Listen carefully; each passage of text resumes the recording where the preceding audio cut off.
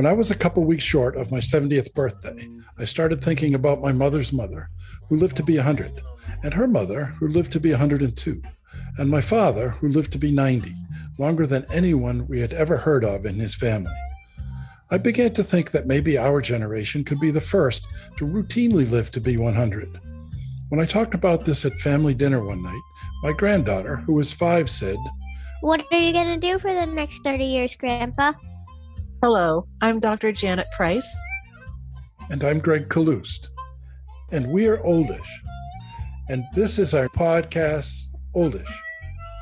If you're oldish or know someone who is, please join us every week for conversations amongst ourselves And our special guests about what it means to be oldish in the 21st century. If you ever wonder whether you're getting old, you're oldish. What are you going to do for the next 30 minutes? Hi, I'm Greg, and I'm oldish. Hi, I'm Janet, and I'm oldish. Welcome to this episode of our podcast, Oldish, Conversations on Aging in the 21st Century. We're very excited to have Leslie here with us today. Leslie Ross-Degnan is our in-house published poet and author. We're here today to talk about the book, The Thursday Murder Club by Richard Osman. So, hi, Greg. Hi, Leslie. And take it away, Leslie. Thanks, Janet. I'll do that. So, The Thursday Murder Club. This is Richard Osman's debut novel. It was really fast-paced, mystery novel. I enjoyed it. I especially love the main characters. Again, it's a character-driven novel, and that's kind of what made it the most enjoyable for me, because I found it sometimes too fast-paced. Maybe because I'm oldish, I don't know, but could be that. Yeah, like I was taking notes and going back, and at the end I kept saying, wait a minute, what? Wait a minute, what? Because there were so many characters, and then there were a lot of suspects as well. But let me just do my usual routine of talking a little bit about the author, and then do a brief synopsis of the novel, and you guys can jump in on anything also that you may have uncovered about Richard Osman that I don't mention. Yeah, so this guy I found very interesting. Before he was a writer, he hosted and produced and directed several popular UK quiz shows. He was a very well-known British TV personality until the debut of this popular crime novel, which was written in 2020.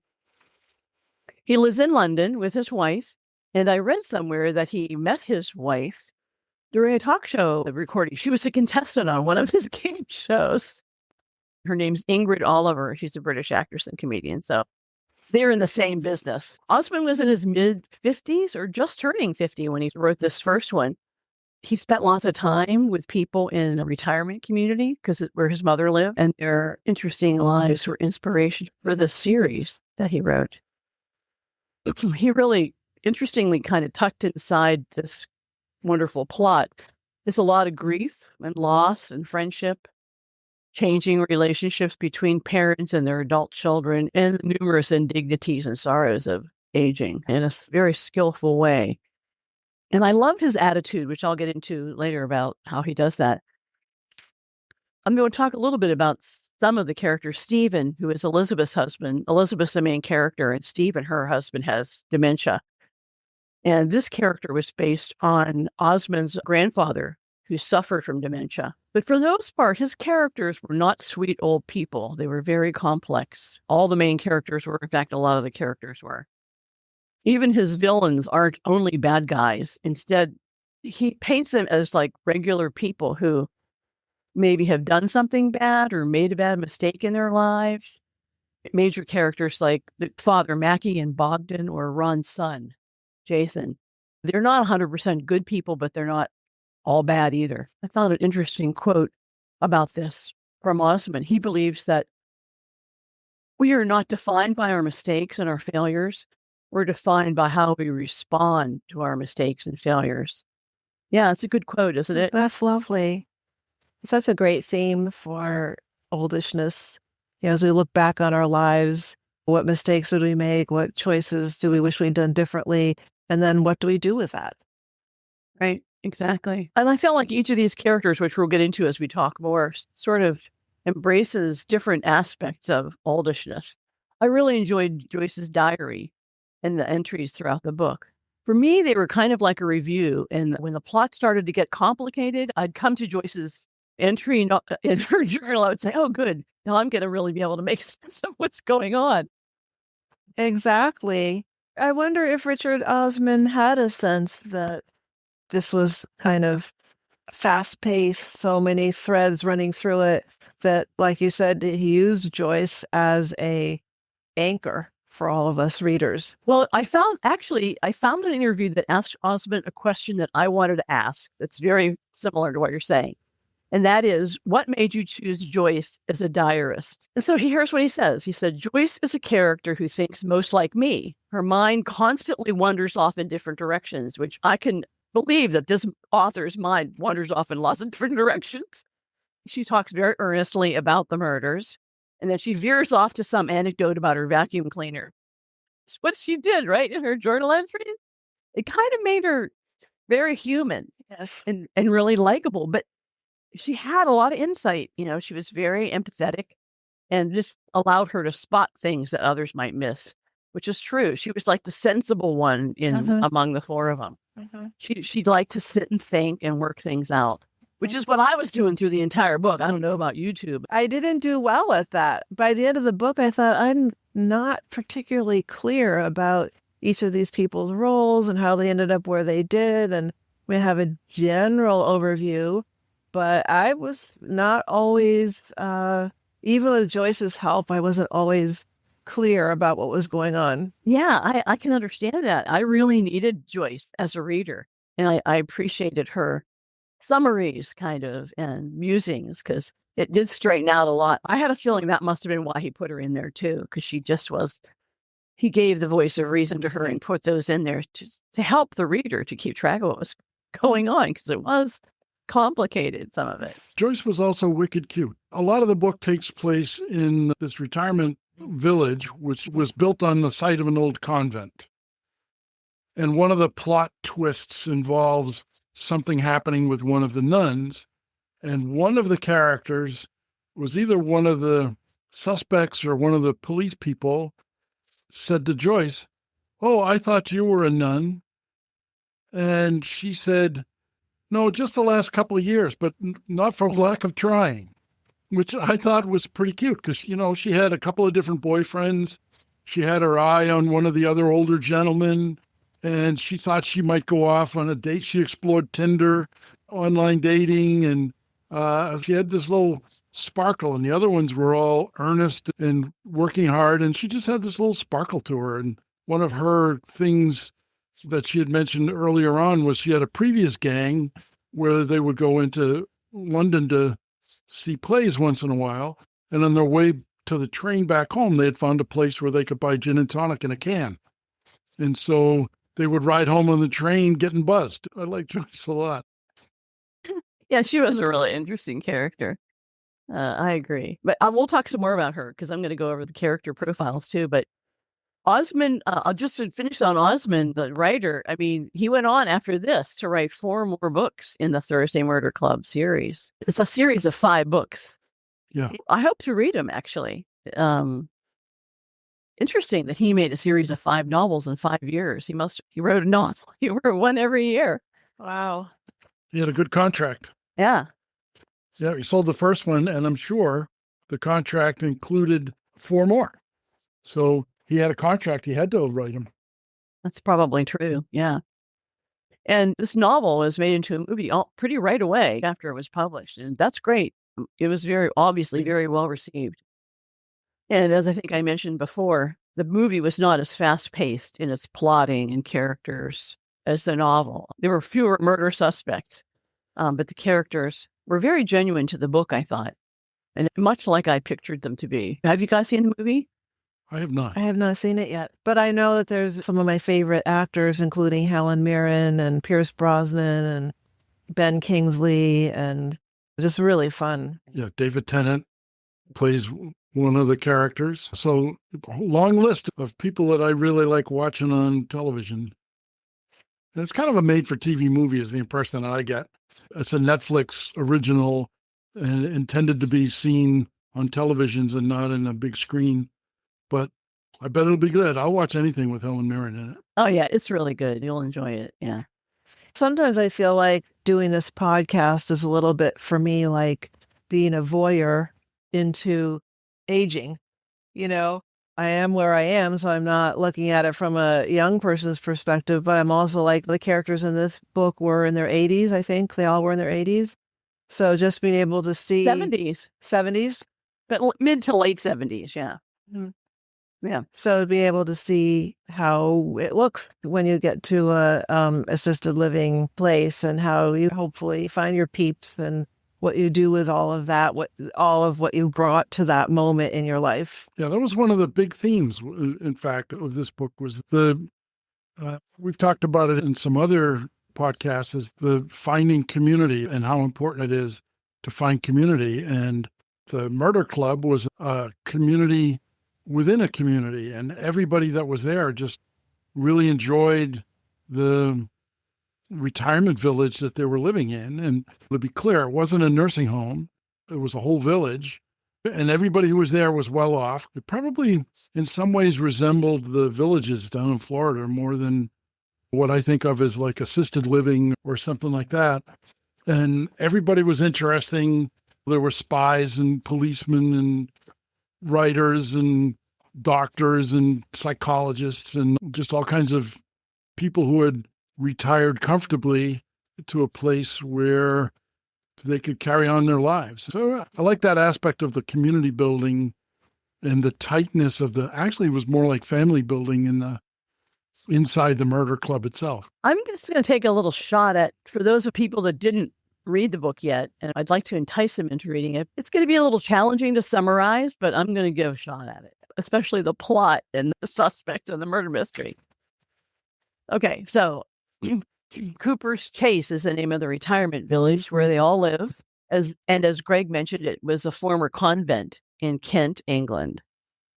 It's got a lot of amenities. It's not a cheap place. It's got a swimming pool, exercise studio, restaurant. It even has sheep and llamas roaming around the surrounding hills, which I thought was interesting. On Thursday nights, there are 4 mid to late 70-something friends who gather in the jigsaw puzzle room to solve cold case murders. Now, one of the previous members was Penny. She is now in the nursing home, in a coma in the nursing home section of this retirement community. And they don't know whether she hears them or she can't speak, but her husband, John, is always there with her. And they're both retired, obviously. So, Leslie, do we know why she is in a coma? Like what happened to her? Advanced dementia. She had been, prior to this book, she had been in the Murder Club. She was one of the founders of the Murder Club, and dementia crept up on her. Okay. Yeah, she was the one. She was like, I think, the chief of police, or she was pretty high up in the police force. She was the one that was able to get the cold cases for them. And so that's what she did. Yeah. What happened to her was very complicated, and it has a lot to do with the end of the story, which I don't want to explain too much because it really kind of comes to a head. Her and John and their relationship and her role in the club and her role as a police officer. And it's very connected to who done it. Yes. Yeah. So that's it. I don't want to go into too many more details about that because I don't want to have too many spoilers. But anyway. Yeah. So where was I? Okay. So here's the crime-ish part of it, right? Cooper's Chase was developed and owned by this man, Ian Bentham. And he built the retirement village with ill-gotten money. He's planning to expand it for even more money. He's very selfish while taking care of his criminal underworld issues. He's really connected in some ways, drugs and all sorts of other things. And then when his business partner, Tony Curran, he's a very talented builder, and he sometimes is a drug dealer too. He's murdered. Tony Curran's murdered. That's the first big murder, right? And the Thursday Murder Club seizes this opportunity to investigate. They're all over this murder. This is the first big dramatic real murder that happens while they're trying to solve a cold case. Before long, there's another murder. Plus, there's a discovery of human bones in the cemetery that don't belong there. It's an extra set of bones that are discovered on top of a casket of bones that wasn't originally buried in the cemetery. It's a very old cemetery, and that's one of the reasons that the residents don't want anything. They want to dig up. Ian Vesson wants to dig up the cemetery, and there's this big outcry about it, right? And that's when because they start to dig it up without the permission of the residents, and they discover another murder, right? And this is when it really gets complicated. The investigation ratchets up. The number of suspects grows. The number of bodies grows. And keeping track of which murders were connected and which were not is really got a bit complicated towards the end. So that's a basic plot. And so it's about them trying to figure it out and all the other people that are involved. And some people have fled and gone to other places in the country, and they've had to be tracked down. So it got a little bit complicated. That's a pretty good summary. One of my main impression of the book is that it's an adequate mystery novel. It's got crimes in it. The crimes get solved. There were some red herrings. There were some unexpected twists and turns all the way through it, which is kind of fairly standard for a mystery novel. But there were three other aspects that I just want to tick off, and then we can talk about them more or not. But one of the aspects is that it was actually pretty funny. His writing was often very good, and the character development was good. And there was actually some pretty good humor in there, some of which was kind of oldish humor. I'm going to read you a piece of just one quote. He's all the things that can go wrong with men if you leave them to their own devices. So that's actually pretty funny. And it's a very good description of one of the characters. Oh, that was Ron who said that, right? Yeah. Yeah. I think he was comic relief. Yeah, so there was some very funny writing in there. There was some oldish writing in there. I'm going to read you two other quick quotes on the oldishness. One is, after a certain age, you can pretty much do whatever takes your fancy. No one tells you off except for your doctors and your children. So that's both funny, and it's funny because it's true. And then one last quote, and then I got a couple other things I want to just jot off quickly because I keep forgetting things.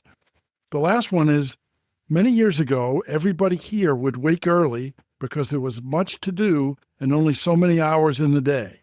Now they wake early because there is much to do and only so many days left. Yeah. That's a very oldish kind of a thing to say. I'm sure that a lot of us are motivated by that similar kind of thing. A couple other things I don't want to talk about really quickly is one of the things that I found interesting in this book was he's really good at characters and relationships. And there were at least 3 lengthy discussions of relationships between sons and fathers. There was the boxer and his relationship with Ron, who was one of the murder club members. There was the relationship between one of the suspects and his father, who was actually in prison in Cyprus. And there was one other one that just kind of fell out of my head. And because of, in my oldishness, one of the things that I'm still working through is my relationship with my father. So seeing these father-son relationships fleshed out a little bit on purpose in this book was kind of important to me. And another aspect to that was one of the reasons that I had issues with my father was his emotional distance, his difficulty with revealing and expressing his own emotions and his inability to see them in other people. There was a scene in this in which a man is talking about his wife who had passed away and how that had left a hole in his heart that could never be filled. And that made me cry because that's, my parents were married for 65 years. And my mother passed away and my father lived another 6 years. And he never once shared his grief. He never once talked about how that felt to him. He would make jokes about it. He was convinced that my mother was going to send him a sign from heaven that she was okay, without understanding that it might not necessarily be in English. He talked about that in a joking kind of way, but he never talked about his grief. And it bothered me. I tried to get him to talk about it a few times. I tried to get him to talk about his impending death as he was getting older and sicker. He wouldn't do it. Yeah, He would make interesting. a joke and we would turn it off into something else. So I actually felt kind of vicariously this man talking about his grief. I felt that a lot, and it was well written. It was a short passage, and it was just really intensely written with a few brushstrokes, so to speak. And so the writing I thought was really good. The oldishness was excellently done. And it was funny. Yeah, that was Bernard. That was Joyce's friend Bernard. He's the one that used to sit in the cemetery on the bench and think about his wife. Yeah. Because didn't he bury her ashes underneath that little chair there? Some little dangerous, risky thing to do. Yeah. Yeah, that he was well drawn. I agree. Yeah. And that's one of the things I like about the book is it's really obviously we're picking books for this podcast that have to do with the themes of oldishness. And I enjoy, like you were saying, Greg, seeing themes that I'm going through, or like I said, vicariously noticing that I'm probably going to go through some of those things. And so this book definitely was focused on oldishness. You mentioned the oldishness, the theme of community, and I was thinking about also the theme that we know of for as we're aging about purpose. So here were these characters who had formed the Thursday Murder Club and were all in. It was using their skills, their talents, their backgrounds, their expertise, and they got to continue doing that. Yeah, I agree. I mean, it's really, the novel doesn't view old age as decline. Rather, it shows retired people as active, curious, problem solvers, people that are still growing. And I found this beautiful quote by Joyce, too, similar to one of your quotes, Greg, about, she says, in life, you have to learn to count the good days. You have to tuck them in your pocket and carry them around with you.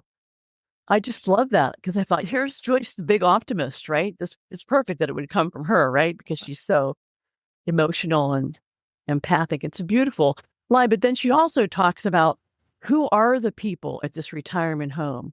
And she says, Cooper's Chase is full of the great and the good people who have done something or other in their lives. It's really a lot of fun. There's someone who helped design the Channel Tunnel, someone who has a disease named after them, someone who was the ambassador to Paraguay or Uruguay. You know the type. That's like, this is what we just don't know about old people. We see them and it's like, we just say, our mind says, old person. We don't look at that person and say, wow, what did he or she do in their lives? That just kind of vanishes and disappears. Exactly.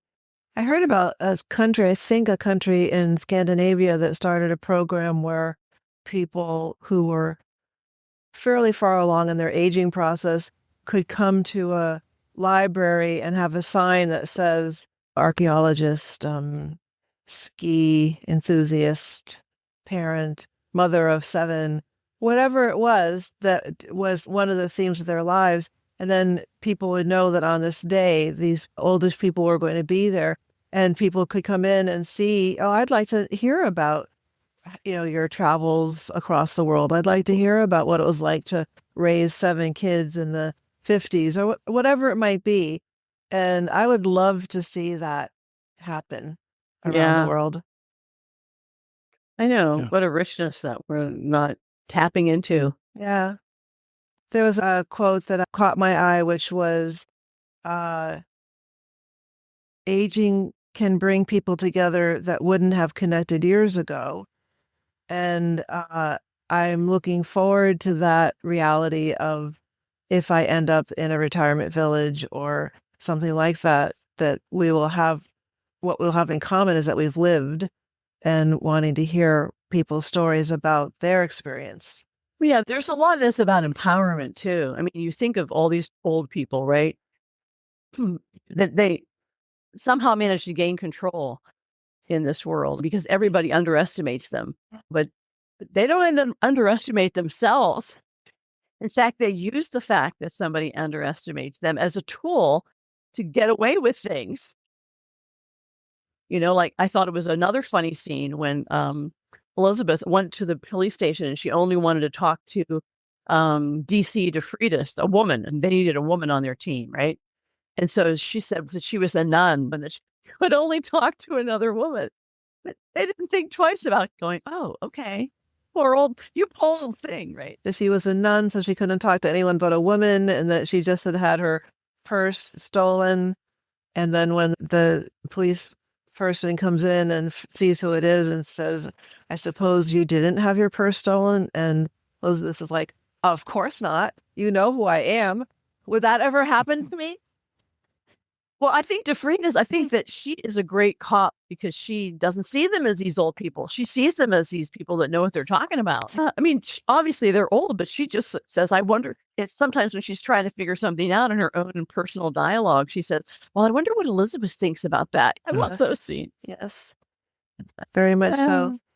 Right. Joyce, by far, was my favorite character. I don't know who your favorite character was, but she was my favorite character. And one of the things I loved about her was how disarming she was with her tea and cakes. Yes. Yeah. I mean, she was so very British, right? But she also, it was just an amazing way to get people to open up. She created these scenes of comfort. It cut the tension, kind of leveled the playing field, and it often resulted in revealing some insights into a character or a case they were exploring. And I thought, wow, that's such a great strategy. Yes. Isn't that interesting that she was that kind of middle, bring people back to center, because Elizabeth was so hyper-focused and so cerebral and so creative. And then Abraham was a psychiatrist, and Ron, he was so kind of insecure. But here's Joyce, just kind of holding everything together in a way. Justice was also an interesting theme in the book. I don't know if you picked up on some of that. The character's empathy and curiosity would sometimes outweigh following the rules, right? And Osman's characters explore that line also between, justice and revenge. There's a lot of going after somebody to get back at them for something, but that was often outside of the oldish population where that was happening. Well, I wonder if I think of Elizabeth and how she seemed to so much kind of move through that world of, in a way, non-judgment. She, oh, so you killed someone, didn't you? And why did you do that? Rather than, okay, I understand that. And, I am going to have to tell the police about that and things like that. But she seemed, and I don't know whether the author was trying to say that possibly as we get older, we have more awareness of the complexities of experiences. So around the justice thing, I think it's interesting to note, and I hadn't really spotted this, but I just did, that none of the actual perpetrators were arrested by the actual police. They were all confronted by the murder club, and things played themselves out in a couple of different ways. Sometimes the people enacted justice upon themselves as just one more reason to not stick around anymore. Mm-hmm. And also, I'm pretty sure that one of the perpetrators is going to appear in the later books because they didn't tell anybody that he was the perpetrator. They figured it out that it was him, kind of half blamed it on somebody else, and then he got away with it because they liked him. And I guess probably because the author liked him and wanted to keep him around for the next book. That's a good reason. So there was extrajudicial justice. And I don't think anybody who reads the books will say, oh, no, wait a minute. He did something bad to a really good person. He should go away. It was like when a couple of the people who were murdered, I was like, well, good. Yeah. Because the actual villains in the story were the murder victims. Well, yeah, death was obviously a theme, not just because these people were old and about to die, but because there were murders, and how do you justify who dies and who lives and all those things, like you were just saying. Some of them probably should have died, and that was justice, right, in a way, and others didn't. But it was a constant thread in the story, and it was kind of personified by this woman, Penny, who was always there, but was not actually dead, but she was not present. So Yes. she hovered through the whole book between life and death. And then at the very end, well, I don't want to reveal what happens to them at the end either. There's a lot of death. Let's just say that at the end, there's a lot of death. But I wonder what Penny represented in the book. Someone who's there but not there, someone who knew so much, someone who Elizabeth kind of confided in but didn't really know if Penny could hear her.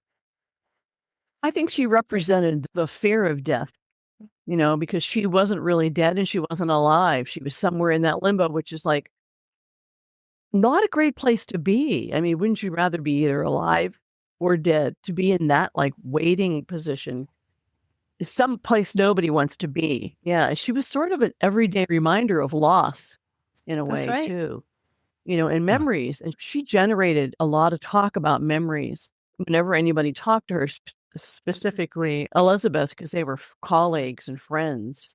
A lot of memories came up.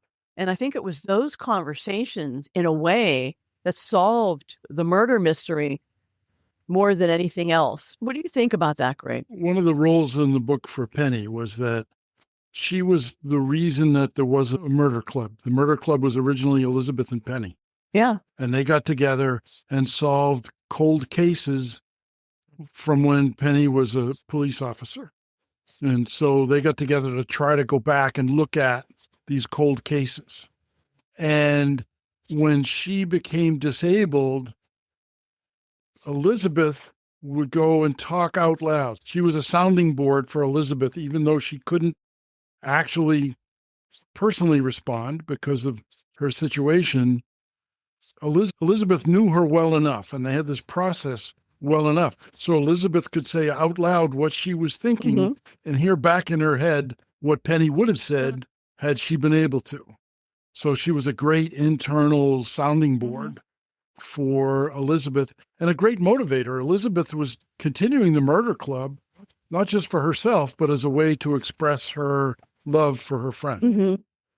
Kind of continuing carrying on the work. Yep. Continuing the work. Yep. I agree.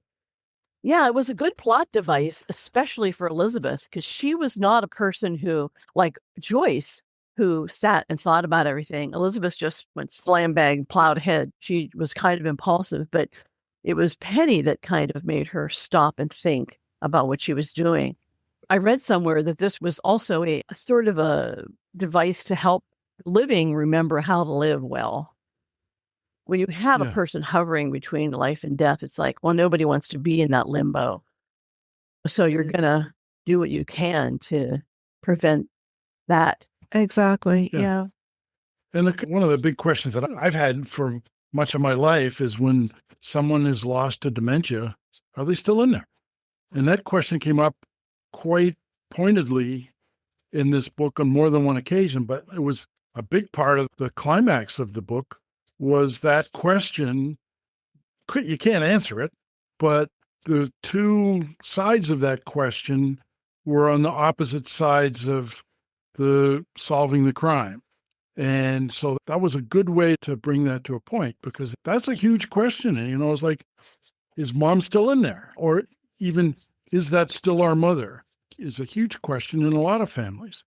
And so that device, I think, was really important. One other last wrinkle about Penny's role is that it was because of Penny's history that Elizabeth wanted to grab onto the woman policeman Donna, because Penny never rose past the rank of detective inspector. She wasn't chief inspector. She never rose past detective inspector because she was always kept in the background because she was a woman. And Elizabeth saw that was going to happen to this young woman, Donna, as well. Right. And so she grabbed onto Donna. She forced the police detective to bring Donna in to the murder team and kept her involved in solving the murders all the way through it, which really gave Donna a leg up in the police force, which Penny was not able to get. So it was a way that she could correct an injustice that had been done to her friend by the culture and the society. She was able to engineer a different outcome for this young woman who had come along. Yeah, that's a really good point, Greg. Yeah, that's true. It's kind of just tying up loose ends, right? Through an intergenerational relationship, a much younger woman sort of correcting a mistake. And maybe something that we can do as oldish people is through our wisdom of experience, help some of the things be different for younger generations. Yep, that's a good message. Yeah, So it turns out this book is actually literature after all. It's full of stuff. It's still not a great mystery, but it's just full of stuff. I really enjoyed it. It's a good book. Yeah, I think it's good too. Yeah. So thank you, everybody. Is there any final comments or points before we say goodbye? I'm eager to see the movie. Yes. Yeah, you'll enjoy the movie. Yeah. Yeah, if it's got Helen Mirren in it, I guarantee it. And David Tennant is my favorite all-time Doctor Who. So David Tennant played Doctor Who for, I think, 4 or 5 years, and he's my favorite of all the Doctor Whos. Mine too. And so anytime David Tennant's in it, and David Tennant also played in a police show after he was off Doctor Who. There was a show called, I think it was called Broadchurch. Oh, that was great. It was a British detective show in which he played the detective. So always happy to see David Tennant in a movie. Well, what is his role in the movie? I don't remember. He played Ian Bentham. Oh, right. Yeah. Okay. Yeah. He plays the bad guy. He plays the bad guy. Thanks for reminding me. Yeah. Well, and before we completely say goodbye, I wanted to share what our next book is going to be, so you all can start reading it before the three of us get together to have our book club. It's called How the Penguin Saved Veronica, and the author is Hazel Pryor. So it's a story about an 85-year-old main character, and it's about love, connection, and forgiveness. And that's all I'm going to say about it. And so look forward to talking about that next time. And you're always welcome to give us your thoughts, questions, things you'd like us to talk about when we look at this book together. And we'll look forward to your input. And I'll look forward to you, Leslie, and you, Greg, to talk about this book.